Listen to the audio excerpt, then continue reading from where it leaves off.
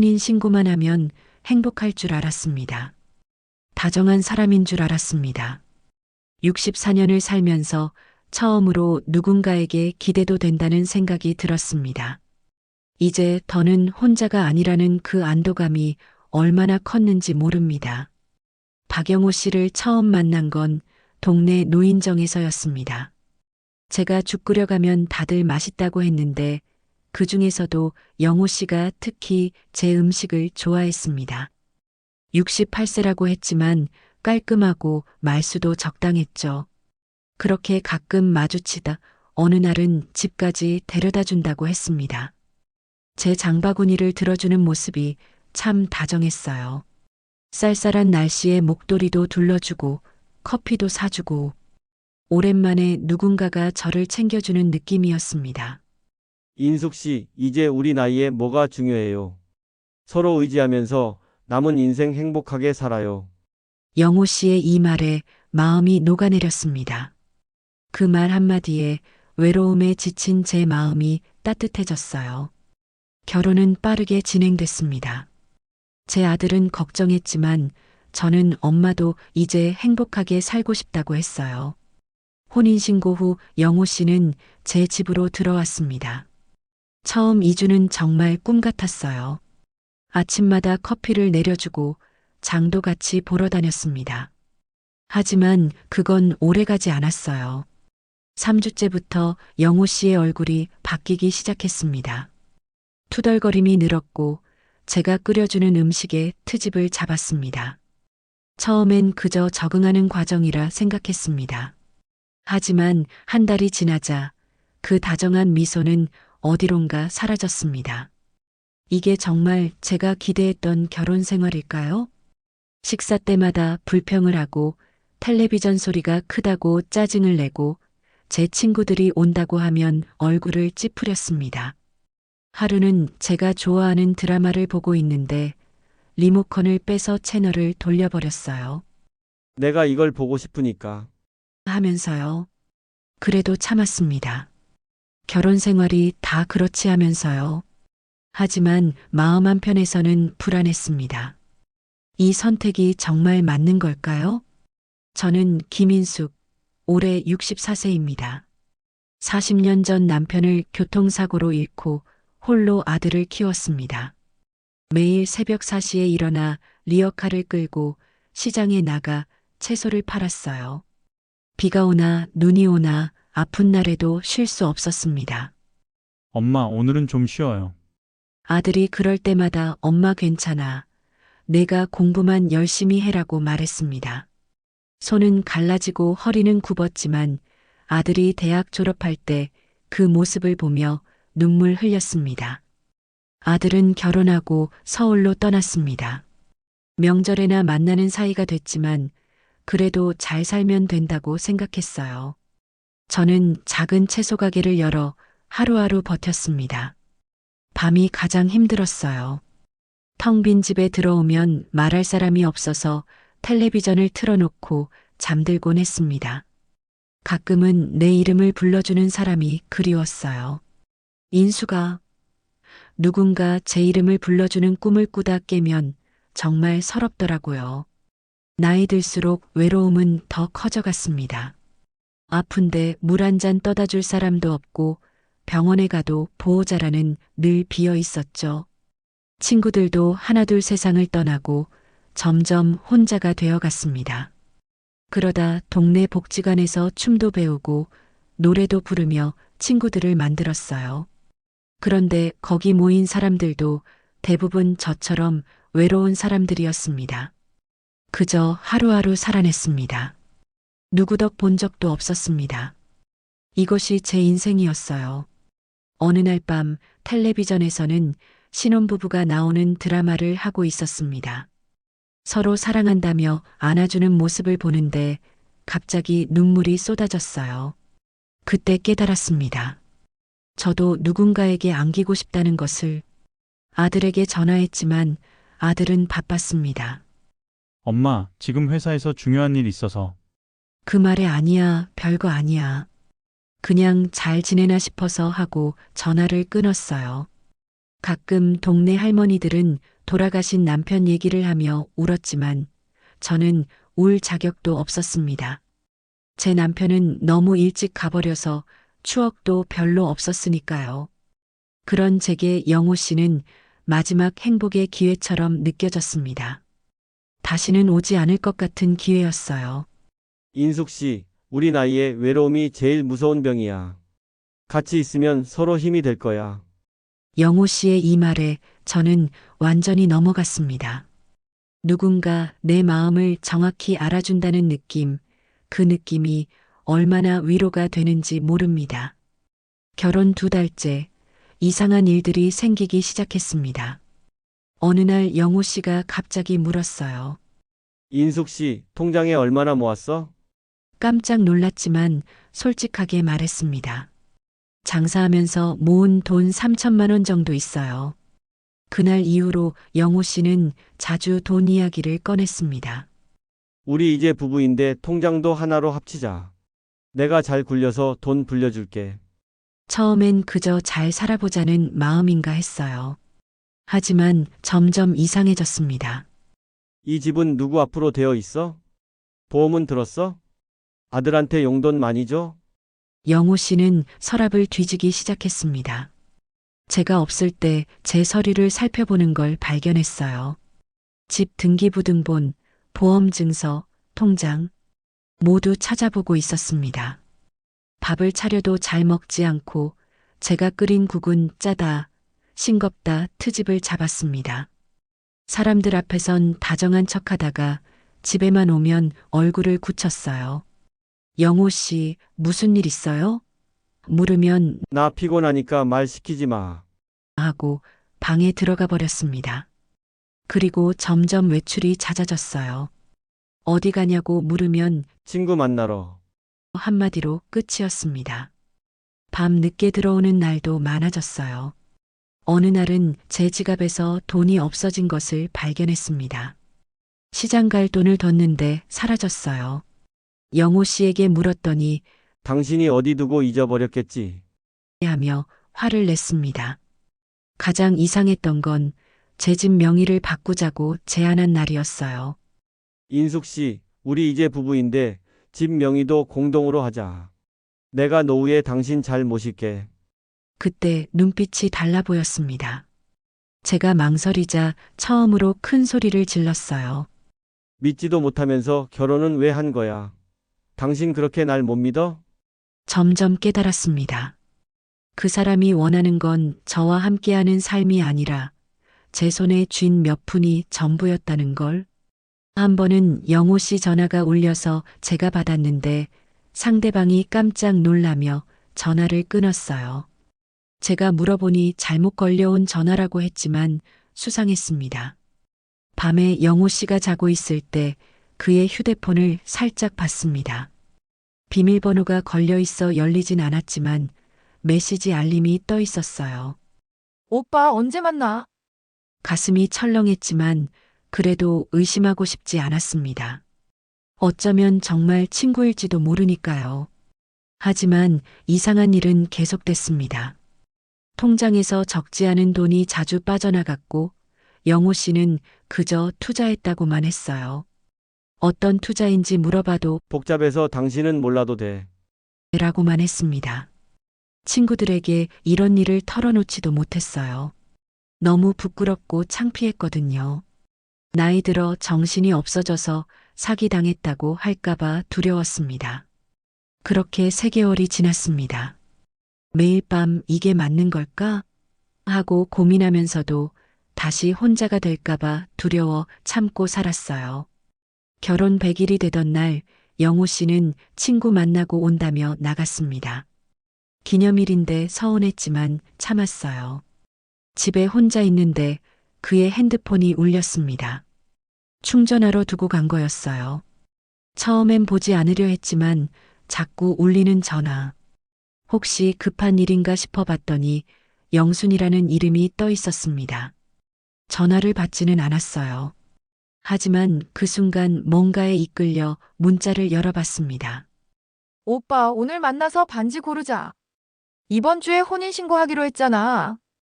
온몸이 얼어붙었습니다. 더 읽어보니 영호 씨가 저와 같은 방식으로 또 다른 여자에게 접근하고 있었어요. 내가 당신 평생 책임질게. 우리 통장 합치자. 저에게 했던 말들이 그대로. 더 충격적인 것은 그 여자가 처음이 아니라는 거였어요. 문자 내역을 보니 이전에도 여러 여자들에게 접근해 돈을 빌리거나 함께 살자고 했더군요. 떨리는 손으로 더 살펴보니 영호 씨의 진짜 나이는 68세가 아닌 59세였습니다. 심지어 제 통장 비밀번호를 알아내려고 했던 흔적도 있었어요. 그날 밤 영호 씨가 들어오자마자 물었습니다. 영순이라는 사람이 누구예요? 그리고 정말 나이가 59세인가요? 순간 영호 씨의 얼굴이 창백해졌습니다. 하지만 곧 화를 내기 시작했어요. 내 물건을 뒤졌어? 사생활을 침해하는 거야. 그러더니 갑자기 짐을 싸기 시작했습니다. 아무 말도 없이 가방을 챙기는 그를 보며 눈물이 흘렀어요. 제가 뭐가 부족했나요? 왜 저한테 이런 짓을 한 거죠? 영호 씨는 대답 대신 이렇게 말했습니다. 당신 같은 할머니랑 진짜 살 줄 알았어? 집이라도 내 앞으로 했으면 좀 더 참았을 텐데. 그 말에 온몸이 무너지는 것 같았습니다. 믿었던 사람에게 받은 배신감, 그 고통은 말로 표현할 수 없었어요. 그날 밤 영호 씨는 떠났습니다.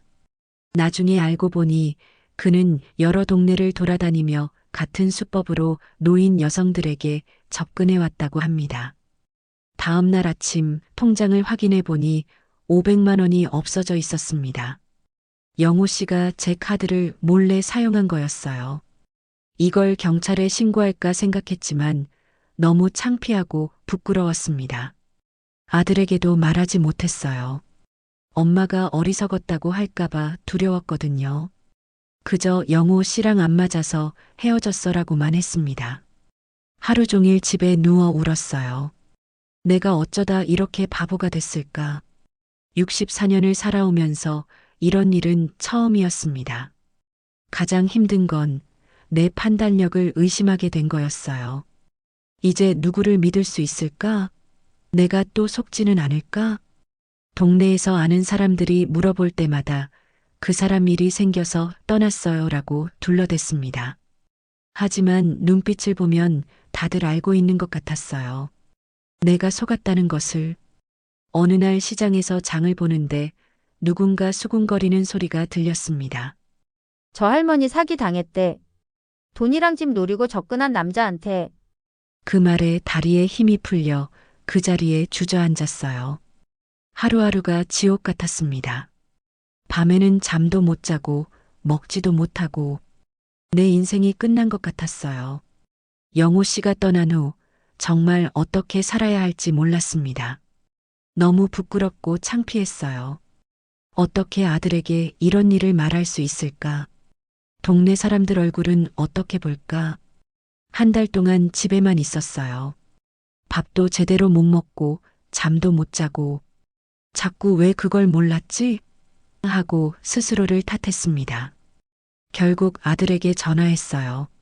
처음엔 말을 못했지만 결국 모든 걸 털어놨습니다. 놀랍게도 아들은 화내지 않았어요. 오히려 엄마, 그동안 얼마나 외로우셨으면. 내가 더 자주 찾아뵀어야 했는데. 하며 미안해했습니다. 이혼 절차는 생각보다 빨랐어요. 영호 씨는 이미 다른 여자와 함께였으니까요. 법적으로 해결하자는 주변의 권유도 있었지만 그러면 더 많은 사람들이 알게 될까봐 포기했어요. 엄마, 우리 동네 떠나서 서울로 오세요. 아들의 제안이었습니다. 하지만 제 선택은 달랐어요. 아니야, 내가 왜 도망가? 내가 뭐 잘못한 것도 아닌데. 외로워서 시작했지만 외로움보다 더 고통스러운 건 신뢰가 없는 관계였습니다. 차라리 혼자인 게 나았어요. 동네 복지센터에 가서 상담도 받았습니다. 거기서 저 같은 일을 당한 분들이 더 있다는 걸 알게 됐어요. 함께 이야기 나누며 조금씩 마음이 나아졌습니다. 김인숙 씨, 당신은 피해자예요. 부끄러워할 필요 없어요. 상담사의 이 말이 큰 위로가 됐습니다. 그렇게 다시 혼자가 됐습니다. 하지만 이번엔 달랐어요. 진짜 외로움이 뭔지 알게 됐으니까요. 복지센터에서 만난 다른 할머니들의 이야기를 들었습니다. 비슷한 경험을 한 분들이 많았어요. 어떤 분은 집까지 빼앗겼다고 하시더군요. 그 이야기를 들으니 제가 오히려 다행이란 생각도 들었습니다. 우리가 외로워서 그런 거지. 우리가 잘못한 게 아니야. 할머니들과 이야기하면서 조금씩 마음이 편해졌어요. 아들이 한 달에 한 번씩 찾아오기 시작했습니다. 전화도 자주 하고요. 예전에는 바쁘다고 했는데 이제는 시간을 내더군요. 엄마, 내가 너무 신경 안 썼어요. 앞으로는 더 자주 올게요. 그 말이 얼마나 위로가 되었는지 모릅니다. 아들이 더 자주 와주는 것만으로도 외로움이 많이 줄어들었어요. 동네 사람들 시선도 걱정했는데 의외로 많은 분들이 위로해 주셨습니다. 그런 일 누구나 당할 수 있어요. 괜찮아요, 인숙 씨. 그렇게 하루하루 지나면서 조금씩 일상으로 돌아왔습니다. 다시 채소 가게도 열고 아침에 일어나 밥도 챙겨 먹고 이제는 누가 할아버지는 어디 가셨어요? 물어도 담담하게 대답할 수 있게 됐습니다. 안 맞아서 헤어졌어요. 이제 저 혼자가 더 편해요. 그 일이 있고 1년이 지났습니다. 지금은 혼자지만 마음은 더 평온합니다. 아침에 눈을 뜨면 제일 먼저 하는 생각이 있어요. 오늘 하루도 내 마음대로 살 수 있구나. 누구의 눈치도 보지 않고 내가 먹고 싶은 건 먹고 보고 싶은 TV 보고 만나고 싶은 사람 만나는 자유. 이게 얼마나 소중한지 다시 깨달았습니다. 물론 가끔은 여전히 외롭습니다. 비 오는 날 우산을 들어줄 사람이 있으면 좋겠다는 생각도 들고 아플 때 물 한 잔 떠다 줄 사람이 있으면 하는 마음도 있어요. 하지만 이제는 압니다. 외로움 때문에 내 삶을 망치는 선택을 하면 안 된다는 걸. 요즘은 복지관에서 댄스 교실에 다녀요.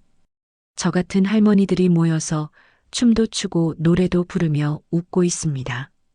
다들 저마다의 사연을 가지고 있지만 그래도 웃으며 살아가요. 아들은 한 달에 한 번은 꼭 찾아옵니다. 손자도 커가는 모습을 보며 행복을 느껴요. 그리고 이제는 솔직하게 말합니다. 아들아, 엄마 오늘 좀 외로워하고요. 외로움은 부끄러운 게 아니에요.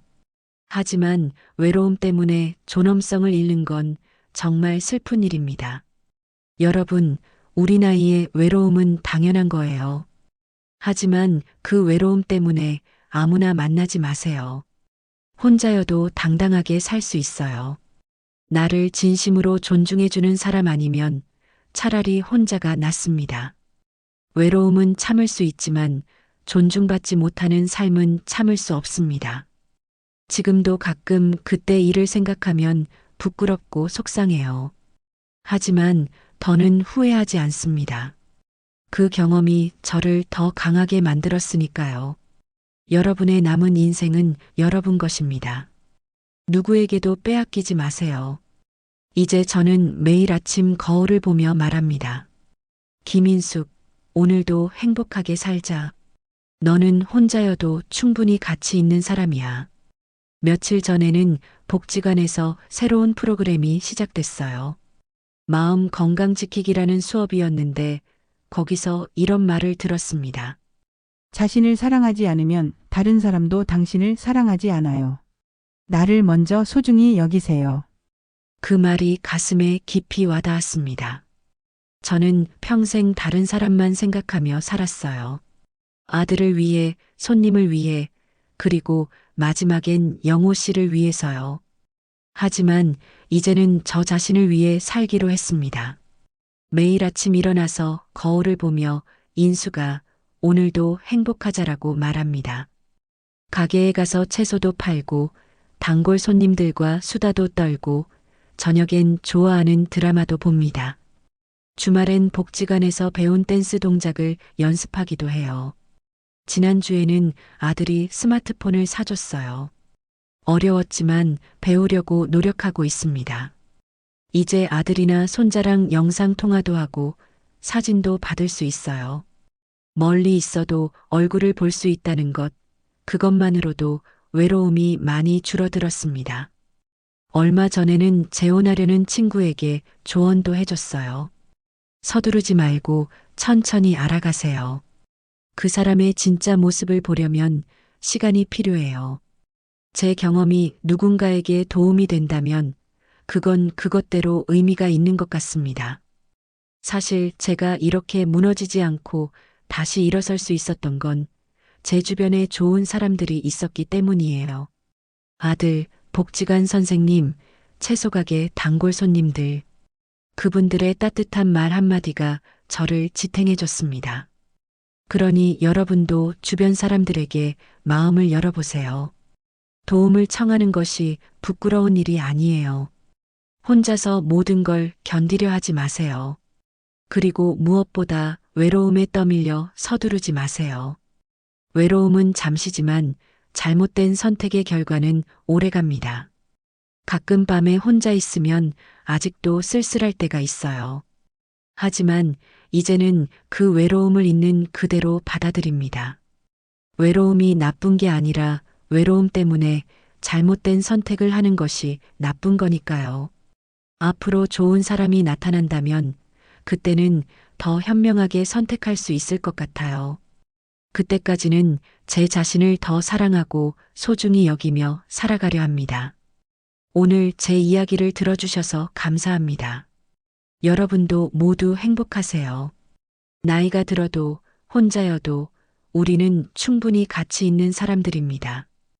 혼자라는 것은 외롭다는 뜻이 아니라 우리가 스스로 선택할 자유가 있다는 뜻입니다. 그 자유를 소중히 여기며 살아가세요. 저는 이제 더 이상 후회하지 않습니다. 그저 하루하루를 감사하게 살아갑니다. 감사합니다.